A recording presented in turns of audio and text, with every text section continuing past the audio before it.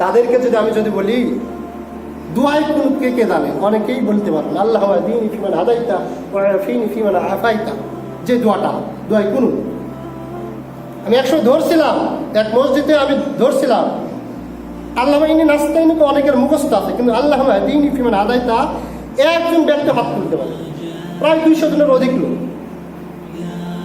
এই যে আমরা তারাবির সালাত আদায় করি না, তারাবির সালাত আদায় করি, ইমাম আসতে বলে না জোরে বলে?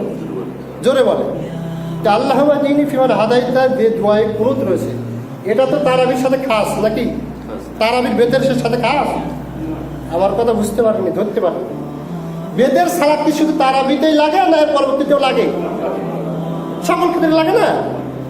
তে আমরা দেখেন, আপনিও জানেন না আমিও জানি না, মনে করেন আপনিও জানেন না আমিও জানি না, অন্তত তারাবির সালাত যখন আদায় করা হয়, ইমাম সাহেব তো প্রত্যেকটা তারাবির সালাতে 30 দিন পড়াবেন, 30 দিনে তো পড়াবেন, আর ওয়ার্ড আনুমানিক 10টার মতো রয়েছে।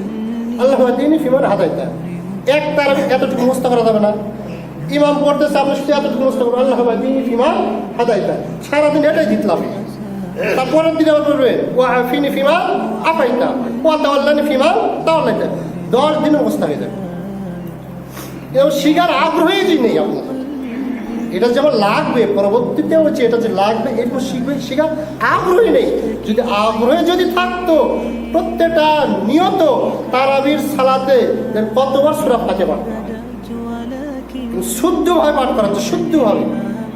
কিন্তু আপনার যে আগে এক আনা বাদু এক আনা ওই ভাই পড়ে যাচ্ছে, কেন শুদ্ধ করেন না?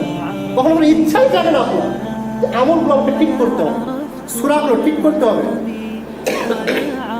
সেটা ফাতিহাগুলো শুদ্ধ করতে হবে, এই সমস্ত সূরাগুলো শুদ্ধ করতে হবে। এগুলো আমার কখনো চিন্তাই নেই, মাথাতেই নেই। যেগুলো ঠিক যদি না করে যদি মারা যায়, এই আমলটা জাল হয়ে যাচ্ছে, কি হয়ে যাচ্ছে?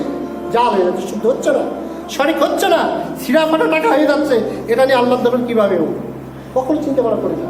সুতরাং দিনী ভাই, দিনী মুসলিম অনুরোধ করতেছি, এটা রমজান মাস, অন্তত আপনার নিজের সালাতের জন্য যতটুকু সূরা প্রয়োজন, 2টা হোক 4টা হোক, অন্তত ততটুকু সূরা বুঝে বুঝে শিখে সেই অনুযায়ী পড়ুন। ইনশাআল্লাহ এই সালাত আপনার আমার কাজে আসবে।